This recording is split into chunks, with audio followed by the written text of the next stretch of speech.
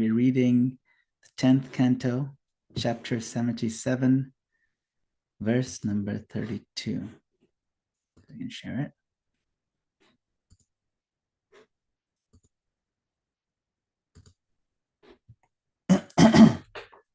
Om Namo Bhagavate Vasudevaya.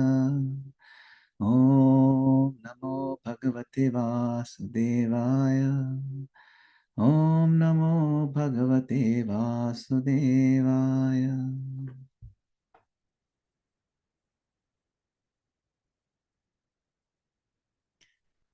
Yat pada sevo jitayatma vidyaya invantyanadhyatma viparyaya graham labhanta atmiyamanantamaishwaram kuto numoha paramasya sadgate. Translation and purport by followers of His Divine Grace, A.C. Bhaktivedanta Swami Srila Prabhupada, Srila Prabhupada Ki Jai. By virtue of self-realization, fortified by service rendered to His feet, devotees of the Lord dispel the bodily concept of life, which has bewildered the soul since time immemorial. Thus they attain eternal glory in His personal association. How then can that supreme truth, the destination of all genuine saints, be subject to illusion? Purport. As a result of fasting, the body becomes weak and one thinks, I am emaciated. Similarly, sometimes a conditioned soul thinks, I am happy or I am unhappy. Ideas based on the bodily concept of life. Simply by serving the lotus feet of Lord Krishna, however, devotees become free from this bodily concept of life. So how could such illusion possibly affect the Supreme Personality of Godhead at any time?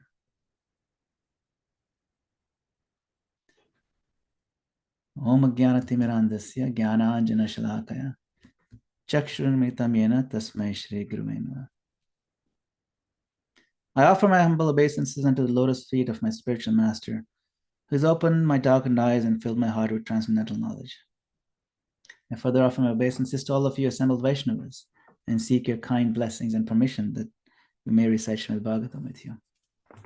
So thank you once again for joining. So this particular section of the Bhagavatam, we see Krishna is in a fight. It's an actual exchange of arrows and so on. Krishna is engaging the chivalrous battle. And as part of the fight, it may appear that Krishna got bewildered. Krishna got a little confused. And we saw in the previous verses also that this is something that is astonishing. Right? Even the previous verse in the purport, we saw that Krishna sometimes appears to get bewildered. Like, for example, when the cowherd boys got kidnapped, right? The Lord, for a moment, felt, oh, where did they go? Like, how is that possible? You know, but in Krishna's Leela, this sort of thing can happen. It's hard for us to understand, you know. And these ideas of grief, illusion, attachment, all those, these concepts, these emotions, these experiences, they also appear, or they are exhibited by the Lord. But that is transcendental. Everything we see in this world has its origin in the spiritual world. including things like fear. We see in Krishna's pastimes, even Lord Ram's pastimes, when Sita Devi was kidnapped, he was exhibiting a type of lamentation. Where did she go? And it's not that the Lord didn't feel these feelings. These are genuine feelings, because that is the real world. What we experience here are perverted reflections, temporary. So what we experience here is not really the real world. It's not permanent. It's not really who we are. See? So, sometimes someone tells us, oh, you're just so absorbed in your Hare Krishna books and your kathas and learning about the pastimes and so on. Come back to the real world. No. What they're saying is come back to the illusory world. Come out of the real world. But we don't want to come out of the real world. We want to stay in the real world. Of course, for us to function in order to share the glories of the Lord with those of us who are in the illusory world, we have to then step into the illusory world. That's why we hear that the highest or the purest devotees like Srila Prabhupada and the really great devotees who are Uttamadhikaris, they have to step down to the level of Madhyamadhikari so they can interact with us mere mortals for the function of the sharing of Krishna consciousness, the function of waking us up. For the function of waking us up, Srila Prabhupada has to step into this room of snoring slobs, that way just has to kick us and wake us up. Otherwise, why would he hang out with, step into this smelly room? But he does that out of his mercy. So the real world is Krishna's pastime. The real world are the feelings of the Lord. And it can be quite confusing for us. Even great devotees get confused when the Lord does certain things, and they get put into illusion. Right? The very first verse of Srimad Bhagavatam, Tejo Vari Madam Yatha Vinimayo Yatratir Sargam Risha. The Lord, when he does things, it's hard to understand. It's like the fire seen on water, water seen on fire. It's illusory. Muhyantiyat suraya. That even the greatest of the great souls sometimes are bewildered. So the opening verse of the Srimad Bhagavatam give us some clue of what's in store for us, this Muhyantiyat suraya. And that's what we're seeing in today's verse. Queen Kunti in the first canto, when she's praying to Krishna, she also highlights this point that it's very hard to understand your pastimes. Na veda kaschit bhagavams chikirishitam. That, oh my Lord, no one can understand your transcendental pastimes, which appear to be human and so are misleading. He says, Maya javanika channam agya dhoksharam abhyayam na lakshya se murdirsha nato natya dharoyata. Nobody can recognize you. Just like an actor acting on the stage is not recognized. She says it's very bewildering. Tad atyanta vidambanam. It is very bewildering, O soul of the universe, that you're working, although you're inactive. You take birth, although you're unborn. And you appear among other species like the animals and men and sages and aquatics. And this is bewildering. Atyanta vidambanam. And then in that very same section, the very next verse, she talks about Krishna's sweet pastime that we are celebrating this entire month of Yashoda binding Krishna with a rope. She says, Yashoda took up a rope to bind you, and when you committed the offense of breaking the pot,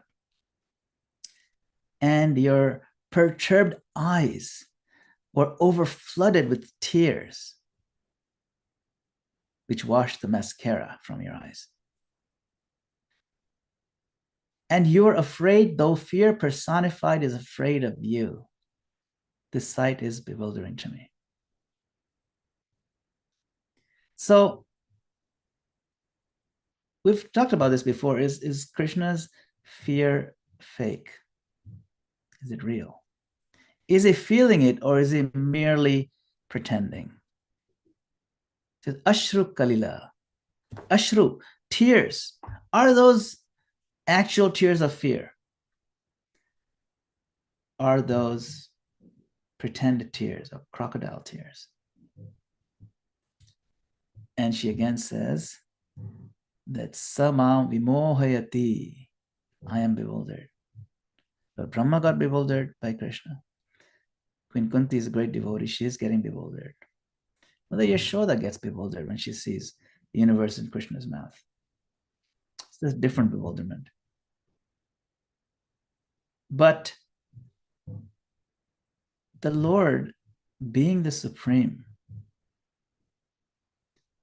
He's also at the same time, while in control of everything, a plaything in the presence of His pure devotee. He allows Himself to be that. And He allows Himself to feel the real feelings that come along with that particular role. And therefore, even when we see in this fight, the Lord got bewildered. He allows Himself to do that, to really get into, it's beyond getting into character. It's hard to understand, which is why Queen Kunti says, Atyanta vidambanam. We may try, she gives analogies and we may try to understand with those analogies, but analogies can only go so far to understand, why is the Lord doing this? Is it real? See? Rudantam muhu netra, yugmam murjantam, karamboji yugmena, satanka netram. That we sing this every night, that the Lord, as Damodar, is crying, and his eyes are filled with terror. Satanka. Atanka means terror. And he's not just regular old fear. And Queen Kunti is saying, fear personified the fear of you, and yet you're so afraid. And I could see that. So generally, the Lord is worshipped in a reverential attitude. But He is very pleased when the devotee, out of affection, considers the Lord to be less important than himself. So this Goloka pastimes are exchanged in that spirit. The friends, they don't consider him someone different. He's one of them. So this is the sweetness and what we call the sweet paradox of the intimate pastimes of Goloka that Krishna exhibits in the spiritual world, and He also exhibits it in the material world when He comes down here. See? So the bhakti path is actually the easiest. Why is it the easiest? Because one can naturally get into the feeling. For example, Mother Yashoda feeling motherly love toward Krishna. Any one of us who have that feeling, it's natural for all of us to have some kind of parental feeling that can be easily extended to Krishna when we see His sweet pastimes. Now, it can be confusing, and it is intentionally confusing for those of us who want to remain selfish and have one foot in the material realm and try to get into the spiritual realm. It doesn't work like that. So it's really only confusing for those of us who don't want to give up that selfish aspect. So in that sense, it's not theologically inconsistent. This is Jeffrey Ackler's question. It is not theologically inconsistent. It's just bewildering for those who want to have, who do not want to give up the world of bewilderment. See? If you're ready and eager to give it up, which is actually a very simple thing to do, which is why it's the easiest of paths. It's very natural. You see, as living entities, we can take shelter of one of two energies. And we have to necessarily take shelter of one of two energies of Krishna. And Krishna describes that in the Gita. One is called the Mohini Prakriti, the bewildering energy, and the other is called the Devi Prakriti. He says, Mahatmanas Mam Partha, Devim Prakritim Ashrita. Those are great souls. They take shelter of the divine energy. So, in the divine energy, the bewilderment of the material world is gone. This confusion that I am this body and I can enjoy separately from Krishna is completely eradicated. But in the Mohini Prakriti, when we are under the illusory potency of the Lord, then we will always get confused. So in this month, we also explore some of these pastimes of the Lord that can be bewildering. But Brahma was bewildered by it. So I'll share some of these sweet pastimes that we've been discussing in this month. And in particular, yesterday was a special day. Yesterday was the day of Gopashtami. So we celebrated that. And we had a nice class here this morning, yesterday morning, by I think Karuna Nimai Prabhu, and he kind of touched upon some of the sweet aspects of it. So I will bring up a few of the points and highlight how the sweetness of the Lord can also be bewildering. How is it possible the Lord does these amazing things and still be such a powerful person? Who is this bewildering person? So Krishna, he appears in Vrindavan, right? Actually, he appears in Mathura. So this is the 12 forests of Rajdam, this map. And the Lord, he wanted to touch every spot in Rajdam with his lotus feet. So in the 12 forests of Rajdam, the 5 of them are to the east and 7 of them are to the west. Right? So he started out with Mathura, it's right in the middle here. He took birth there, then he moved to Gokul, which is across the river. His father moved him there in the basket. You've seen that picture. And then after that, they moved, they had more pastimes, right? So from Mathura to Gokul, when he was born. Then in Gokul, he did a bunch of things. He killed Putana. He killed the Shakadasur demon, the Trinavat demon. You remember this pastime we were celebrating every day. This is again the sweet paradox of the Lord. These two fellows, Nalkuvar and Manigriv, were bound up for thousands of years as trees. They're tied up. They're bound by a curse of Narad. But what is the sweet paradox here? That the Supreme Lord, who himself was bound up, even while he was tied up, freed these souls. And even after he freed them, he was still bound up. See, and we celebrate that. We call him Damodar, the one who's tied up by the rope around his belly. And he continues to free all of us who surrender to Lord Damodar. His arms will be tied up, his belly is tied up. But when we think of him, just thinking of him in that form will free us from all miseries. In fact, the freedom of that from those miseries is so complete and so thorough that we don't even care to be free from the cycle of birth and death. Because even when we are here in this material world, the sweetness that emanates from this pastime is enough, is more than enough, and more than compensates for us not being, quote unquote, liberated, because that's the liberation.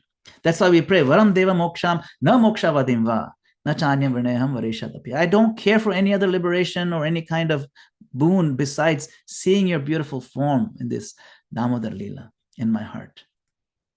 Birth after birth. So that's how amazing Krishna's paradoxical pastimes are. In all of existence, there are only two categories of activity. One is called karma, and the other is called lila. So whatever we do on the materialistic platform, selfish platform, is called karma. And all the activities performed by the Lord are lila. Lila means the play of the divine. And anyone who enters into that circle of the Lord's activities with the pure intent of pleasing him, serving him, also enter into the circle of Lila. So the activities of a pure devotee are also known as Lila. Therefore, we have this book, Srila Prabhupada, Lilamrita. What Srila Prabhupada did, all that he did for the Lord, his whole life, that's Lila. That's an extension of Chaitanya Mahaprabhu's Lila of spreading Krishna consciousness all over the world. He is the general. That is Lila. It's not karma. There's no karmic reaction. Right? The Lord confuses his mother for a moment. That's Lila. Right. So all those things happened in Gokul, all the pastimes when he was a toddler. Then the inhabitants of Gokul said, oh, it's kind of dangerous here. All these demons are coming. Let's go across. Maybe it's safer in Vrindavan. So they packed up and moved to Vrindavan. And Krishna starts growing up. And one day, Krishna is being bathed by Mother Yashoda. And he says, Mother Yashoda, from now on, I'm going to bathe myself. I'm going to decorate myself. So he started decorating himself, he bathing himself. Mother Yashoda wondering, what's going on? Why is he doing this? And he says, I can do everything on my own strength. I am independent now. I'm a big boy. I don't need these things for you to do all these, bathing and all that. I can't be, going around with no clothes in front of my mom. He wanted to prove that he's ready to be independent and he's ready to take charge of the full-grown cows. That's the Leela of Gopashtami we celebrated yesterday. So he started showing his independence. Although he is the only real independent being in all of existence. Again, the first verse. Abhigya Svarat. All of us depend on him for our existence.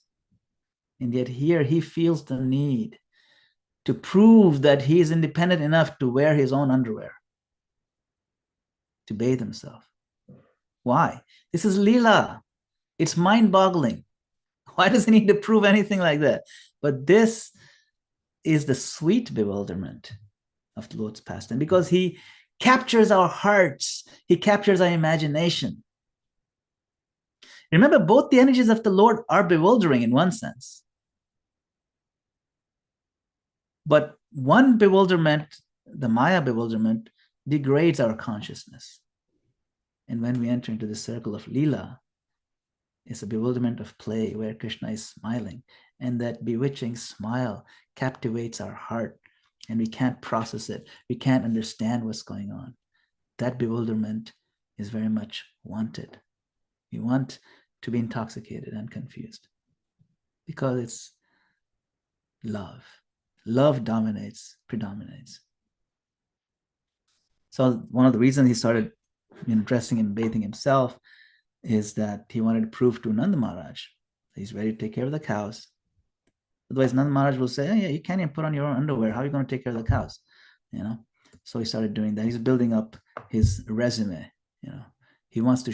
So another reason why he starts pushing for this, the taking care of cows, was he wants to show the glory of love of cows. His name is Gopāla, Govinda, the caretaker, the lover of the cows. And he wanted to glorify the cows. We worship the cow because Krishna loves the cows. If Krishna loves sheep or goats, we'll be worshiping them instead. But somehow he loves the cows. He loves them so much. He loves them so much that he named his home after them. Sometimes people name their homes after what they really like. His whole planet is called Goloka Vrindavan. It's a planet of cows. This is what he loves. We worship Tulsi, we worship Yamuna, we worship Govardhan, and we worship cows, all because Krishna loves them. So that's one of the reasons why he performed this pastime of Gopashtami. Another reason why he starts pushing forward, he wanted the Vrajavasis, especially the gopis, start getting used to not seeing him day in, day out. So the separation, the sense of separation, it intensifies the love. And so now the gopis are really heartbroken. They don't see him every day, especially during the day. He would come and steal their the butter and break their yogurt pots. But now he's gone from the morning. He doesn't come back till the evening. And they're eagerly waiting. When the sun is about to set, they all rush to the edge of the town to look for that cloud of dust being raised by the 900,000 cows. And then they get some peace in their heart that Krishna is coming now. So one time Krishna, he said, Nand Maharaj, I need to come with you to the forest to see how you graze the cows. And so Nand Maharaj took him on his shoulder, took him around. And when he got back, Mother Yashoda got really angry at Nand Maharaj. How can you take Krishna? It's so dangerous, Nand Maharaj is saying, what do you mean? She said, it's like there's like wild animals there. And what if he got hurt and things like that? What if he gets the wrong idea that he can take care of the cows by himself? And so she was really giving him the sauce, And then Maharaj just kept quiet and didn't say anything. Sometimes you just have to keep quiet, So that night, Mother Yashoda, she gives Krishna his glass of warm milk in a silver cup. And Krishna is upset. He said, I don't want to drink any milk. What do you mean? Well, this milk has come from cows, and I don't want to be a freeloader. I can't just drink this milk like that without serving the cows. I have to pay her back. The only way I can serve is start, grazing them myself, taking care of them during the day. I have to do some go seva. Otherwise, I don't deserve to drink this milk. She said, okay, you know what? Just drink it for one more time and we'll talk about this tomorrow. So the next day, Krishna starts making a case that, look, I'm very strong. I'm very smart. You got to let me go into the forest.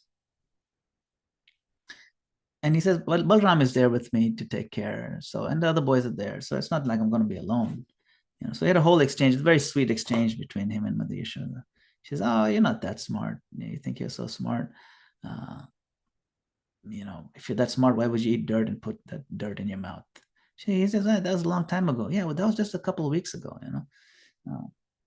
So anyway, it's like they had a whole argument. It was very sweet.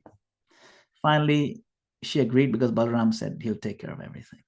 Don't worry. So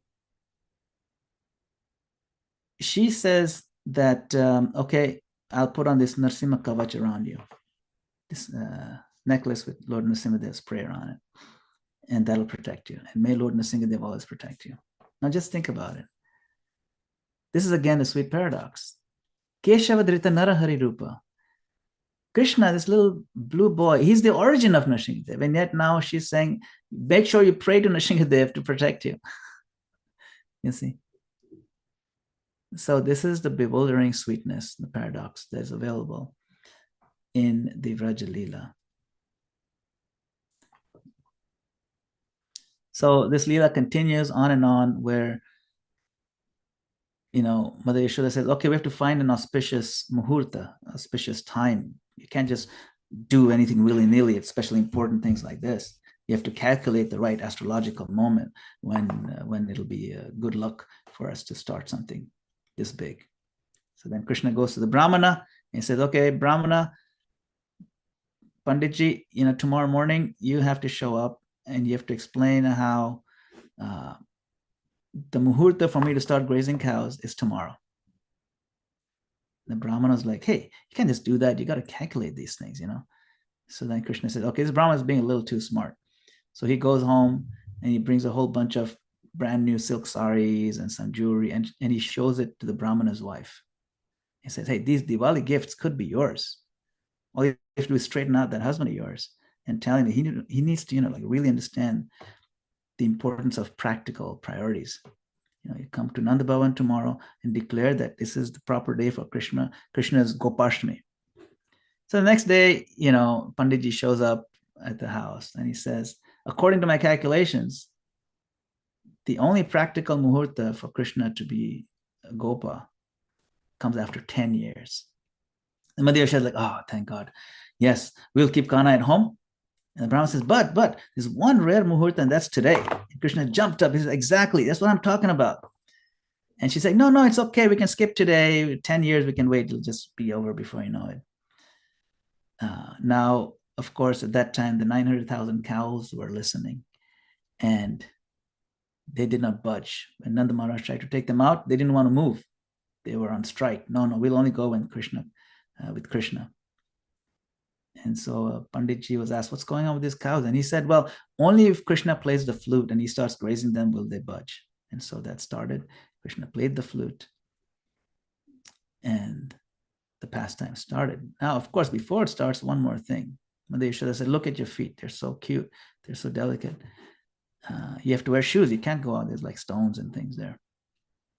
And Krishna said, yeah, sure, I'll wear shoes as long as the mother cows are also wearing shoes. All the cows, bulls, everybody has to wear shoes. So that'll take years to make shoes for 900,000 cows, 4 feet in each one of them. It's millions, 3.6 million. So that idea got canceled. And then, but the cows, they felt, okay, you know what we'll do is we'll stomp all over the grounds and pulverize every pebble in Vraj until it's like fine powder. And that's what they did. And so everywhere Krishna walked, his imprints were left.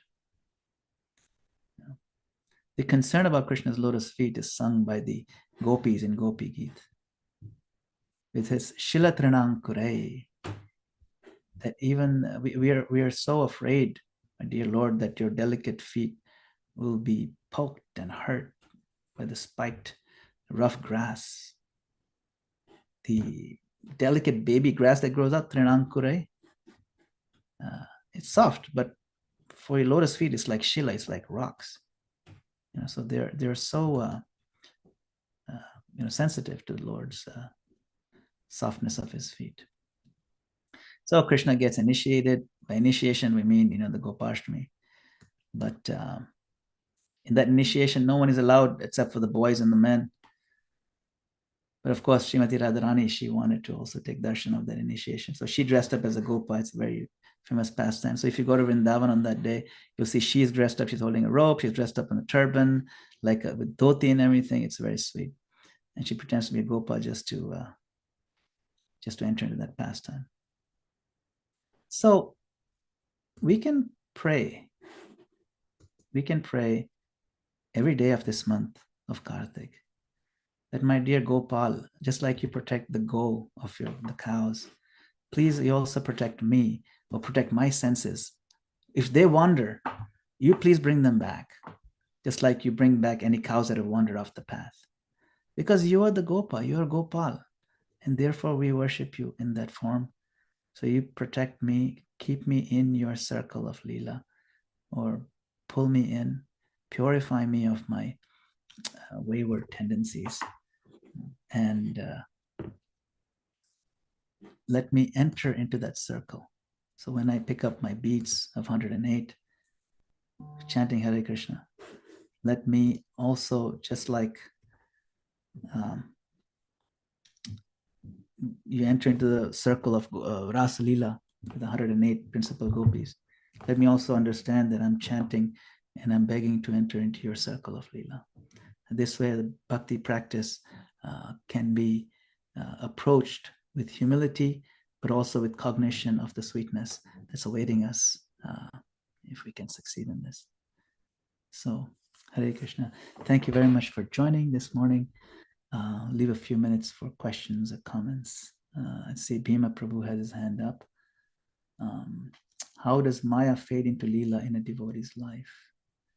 Yes, it's a great question. So we talked about there's two kinds of Maya. There is the Mahamaya, which is the bewildering potency. And there is the Yoga Maya, which is the what you call the, again, bewildering potency, but it's on the transcendental plane.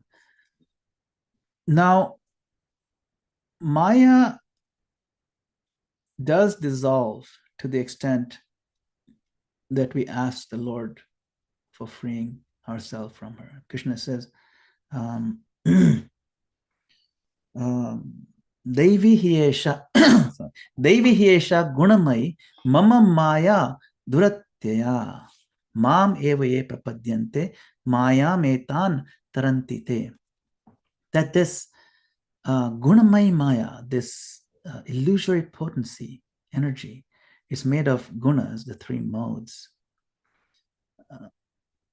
It is mine. It is Devi. It is divine in the sense it's coming from me. So, and because it's made by me, it's coming from me. It is very difficult to overcome. Duratyaya, very difficult. In fact, it's impossible for anybody to overcome that Maya, to cross over that ocean of Maya on their own strength. It's just not possible. But he says, Mam eva prapadyante maya metan tarantite. But one who surrenders unto me, then one can cross over this Maya very easily. So that Maya does begin to fade to the degree we cross over. So he says, Ye yatha mam prapadyante tam sataiva bhajamyaham. To the degree you surrender to me, to that degree that Maya will fade away and you'll engage in Leela. The Krishna invites us, right? He's always here. He's always coming to invite us. Right? If you've read the, I think, opening words of Brahma Samhita purports, introduction, I think it's Bhakti Siddhanta Saraswati Thakur. If you can make it past the language, the materialistic demeanor cannot possibly stretch to the transcendental autocrat who is ever inviting the fallen souls to engage with him in eternal serving mood. So he's always inviting us. So his invitation is an open invitation. It's a standing invitation. And that Maya does fade into Leela to the extent we allow him to do it, to the extent we surrender. And say, okay, what does surrender mean? What do you mean? What do you mean this surrender? You keep using this word surrender. What does that mean? Surrender has a very specific meaning because it can be broken down into 6 components. Those are listed in that verse in Bhagavad Gita, Sarva Dharman Parityaja, right? 1862. That verse is there. And Prabhupada in the purport lists the 6 components of surrender. Taking up things that are favorable to Krishna conscious growth, giving up things that are unfavorable, having a sense that the Lord is going to take care of me, he's going to protect me, and having a sense that, my Lord, I belong to you, you belong to me, and so on. So those 6 things, if we can apply them, identify how much we're progressing on each one of those, we can measure. You see, we can measure. But he's an autocrat, always his way? That's a good question. No, not always his way. The very fact that he's built a material world shows that things don't always happen the way he wants it to. Think he wants us to turn away from him? No, he allows it. Do you think he wants us to be bewildered and be selfish and be suffering? No, he allows it. It's not always his way. In fact, he lets us have so much of what we want in our tantrum. If you think about it, it's our tantrum that's the cause of this material world, not his desire. You see? It's the criminality of the criminals that creates the prison house, not the government's desire. So yes, he's an autocrat. He's an autocrat. But he's also a very, let's just say he lets us indulge in our freedom because that's the nature of love. You can't have love without freedom, So thank you very much, Bhima Prabhu. Great questions. We got a nice comment here from Karthik Prabhu. We're not so much into divorcing, but he's recommending we divorce Maya, marry Leela. Yeah, that's a good divorce. Sure, definitely. I mean, of course, obviously, you're not talking about the lady called Maya and the lady called Leela, I'm assuming over here. Divorce Maya, marry Leela. We're talking about the concepts. So thank you, Karthik Prabhu. Yeah. I mean, if you're married to somebody whose name is Maya Mataji, I wouldn't recommend that. Okay. Yes. So thank you very much. Anybody else have any other comments, reflections, questions? Please share.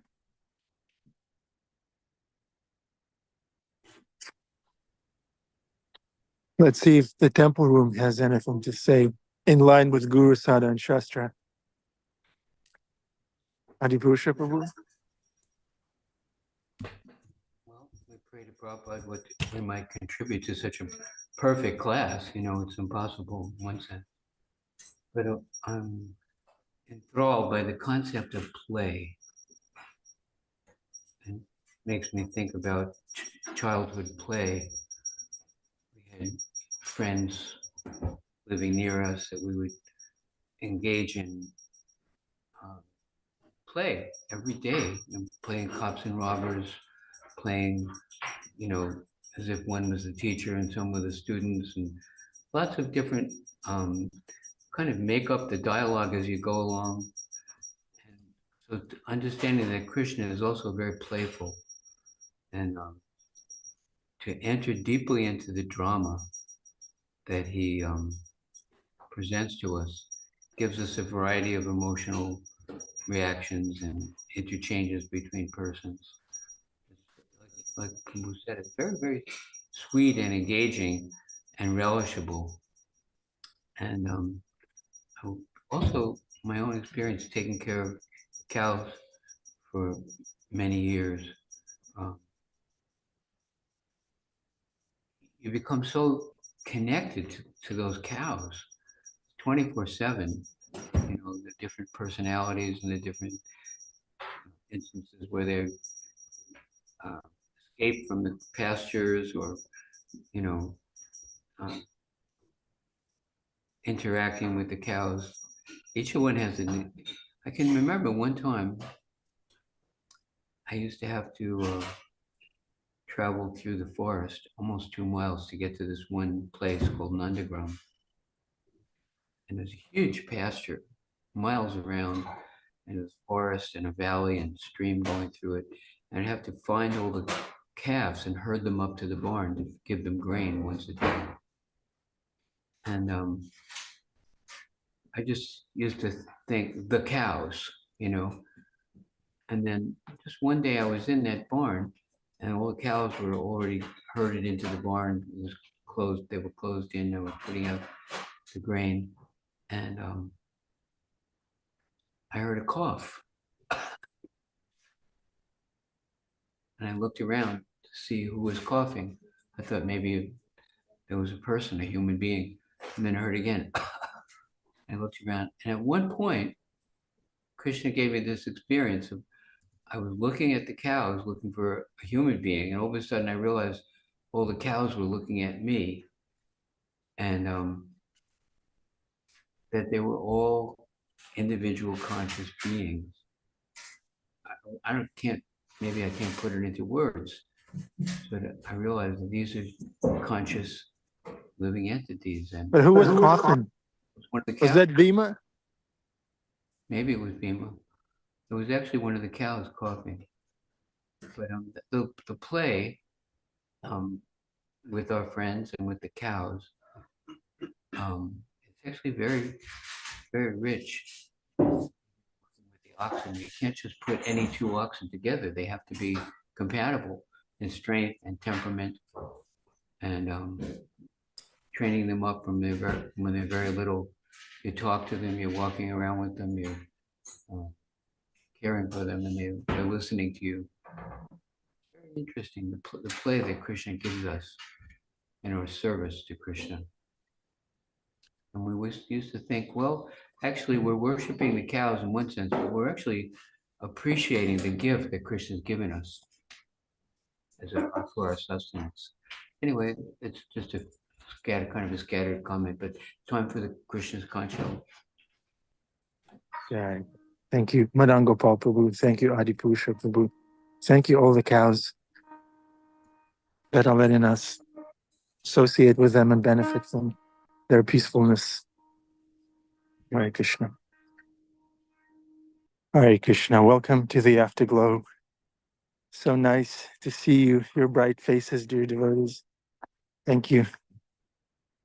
I was thinking when Madana-gopāla Prabhu was glorifying the cows in service of the cows, I was thinking of places like Gitanagari, New Vrindavan. When you drive there after so many hours of driving, you park the car, you get out of the car, and then the first place you go is where the cows are. And then that's what I do. And then after petting the cows and being pacified by their presence. I go to the temple, pay obeisances to the deities, to Srila Prabhupada, to Bhakti Tirtha Maharaj. But cows come first. Thank you, Madana-gopāla Prabhu, for this wonderful class celebrating on Gopashtami and the sacred meaning of the festival.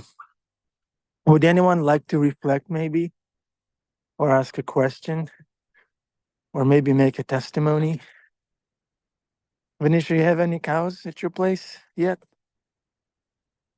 Hare Krishna, not yet, but that is my deepest heartfelt dream. To have Yes. cows. I know Krishna Kumari is on, and she has 2 cows, I think, including an ox, maybe. But yes, that's my dream and goal here, to have cows. Yeah, Krishna will fulfill in due course of time for sure. Krishna. Krishna Kumari, any reflections from you? I'm just so grateful to be in this association. It's like all the relishing.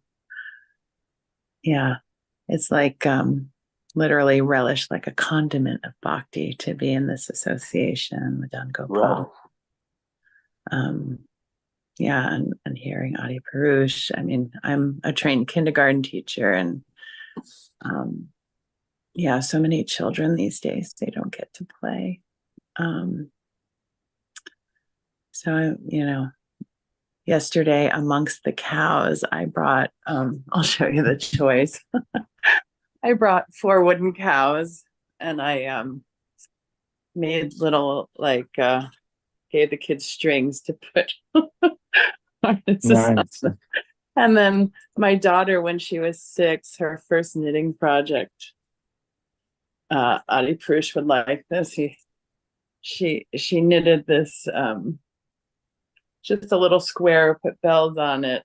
And so yesterday, Janani Vas, who's a part of this community, his kids, and this little boy my daughter watches, whose now little sister's name is Lakshmi, they were running around hurting each other. And at the same time, my daughters and others were learning the commands for training Madhu with the most wonderful devotee, Keshi Marjan from Gitanagari. He traveled here, and it was just so amazing. Before he came, I'm like, come on, Madhu. And then he comes, and it's just Madhu, and just seeing Madhu has all this ability. It's just, I didn't know how to harness that ability. So yeah, so the children were playing cow herding, and the adults were trying to learn. Stop that. Cows are just amazing. In fact, I was just at a Goshala in Kenya just a couple of weeks ago, and I have a short video clip if you want me to share it. Is that okay? I can share. Yeah. I can share my. It's just a few seconds, but we got to feed the cows on Ekadashi. This is like the last Ekadashi I was there. Let me see if you can see this. Okay, if you can hear it. Hare Krishna. So we are at the Krishna Balaram Goshala with all these lovely ladies here. So this mother cows, and today is Ekadashi, so you get billion times more benefit of feeding the mother cow on Ekadashi. So they're going to feed the special laddus. These are special laddus. I feel like eating them, but first I should feed them. Hare Krishna. Go Mata ki jai. You need to push it in the mouth. Yeah, push it in the mouth. Push it in, huh? This one.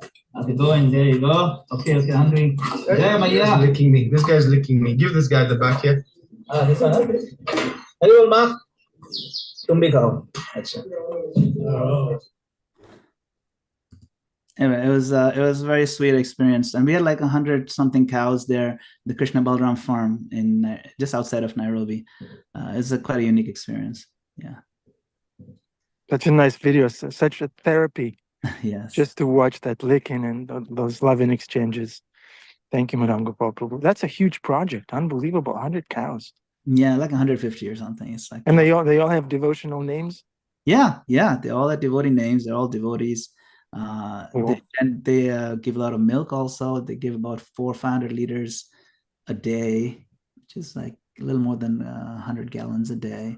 And they go on daily basis to our Nairobi temple and the deities, and it's really nice. So, yes, Great. That's Srila Prabhupada's culture in action. that's right. It works. It can work. Cool. Thank you. Hey, Madana-gopāla Prabhu, any concluding remarks for us?